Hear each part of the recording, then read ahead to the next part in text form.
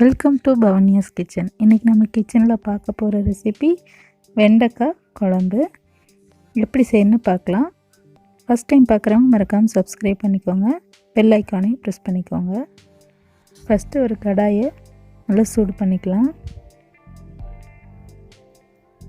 காஞ்சதும் நல்லெண்ணெய் 2 ஸ்பூன் விட்டுக்கலாம்.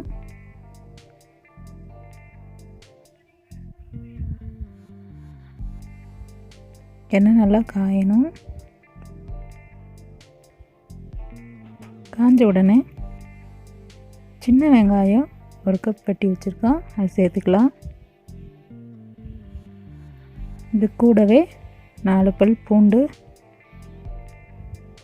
கருவேப்பிலை கொஞ்சம், வரமிளகா காரத்துக்கு தகுந்த மாதிரி சேர்த்துக்கோங்க. கூட உளுத்தம் பருப்பு, கடலைப்பருப்பு 1/2 ஸ்பூன் சேர்த்துட்டு நல்லா வதக்கிக்கலாம்.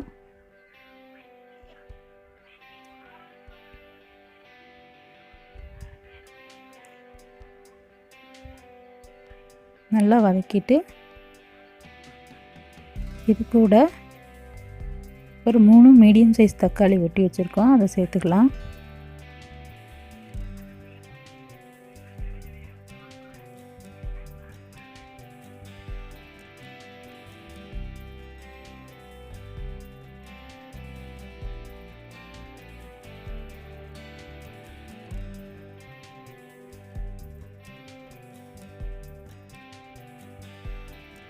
தக்காளி நல்லா வதங்கணும். தக்காளி நல்லா வதங்கின உடனே 2 டீஸ்பூன் அளவு சாம்பார் பவுட்ரு சேர்த்துருக்கோம். நல்லா மிக்ஸ் பண்ணி விட்டுருங்க. ஸ்டவ் ஆஃப் பண்ணிவிடுங்க. இது கூடவே ஒரு கையளவு தேங்காய் சேர்த்துக்கலாம். இதையும் நல்லா மிக்ஸ் பண்ணி விட்டுருங்க. இப்போ இந்த மிக்சர் நல்லா ஆறணும். ஆறினதுக்கப்புறம் மிக்ஸி ஜாரில் போட்டு நைஸாக அரைச்சி வச்சுக்கலாம். இப்போ குழம்பு எப்படி தாளிக்கிறதுன்னு பார்க்கலாம். ஒரு கடாய் நல்லா ஹீட் பண்ணிவிட்டு தேவையான அளவு எண்ணெய் சேர்த்துக்கலாம். எண்ணெய் நல்லா காஞ்சிருந்தா கடுகு தாளிச்சிக்கலாம். நம்ம இது புளி ஊற்றி வைக்கிறதுனால இது கூட கொஞ்சம் வெந்தயம் சேர்த்து தாளிச்சிக்கலாம்.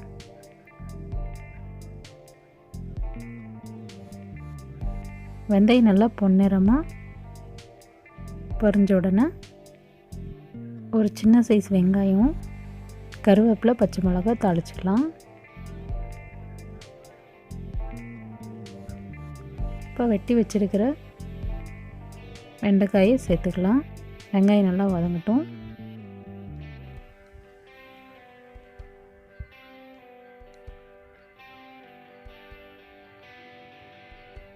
வெண்டைக்காய் நல்லா சேர்த்தோன்னா நல்லா வதக்கி விடுங்க. அந்த எண்ணெயில் நல்லா கோட்டாகணும். ஒரு 2 நிமிஷம் போல் நல்லா வதங்கணும். வெண்டைக்காய்க்கு தேவையான அளவு உப்பு சேர்த்துக்கலாம். சேர்த்து நல்லா மிக்ஸ் பண்ணி விடுங்க. கொஞ்சம் நேரம் நல்லா வதங்கினதுக்கப்புறம் ஒரு அரை பாக்கு புளி அளவு நல்லா கரைச்சி நல்லா சேர்த்துருக்கோம். இந்த வெண்டைக்காய் அந்த புளியில் நல்லா வேகணும்.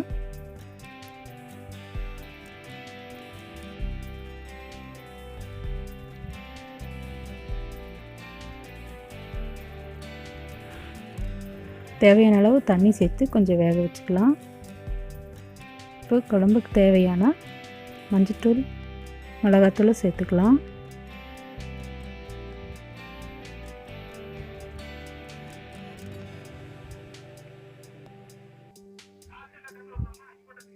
நல்லா சேர்த்து மிக்ஸ் பண்ணி விடுங்க.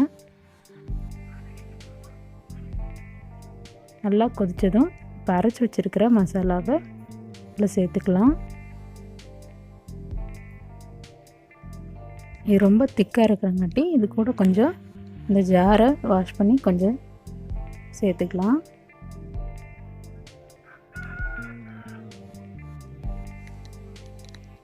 உங்களுக்கு வேணுங்கிற கன்சிஸ்டன்சிக்கு நிறைய தண்ணி ஊற்றி கொஞ்சம் நல்லா இலக்கம் பண்ணிக்கலாம்.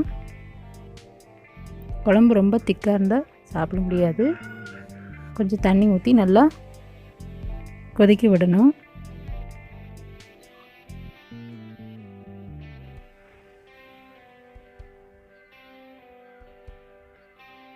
குழம்புக்கு தேவையான அளவு உப்பு சேர்த்துட்டு நல்லா மிக்ஸ் பண்ணி விட்டுடலாம்.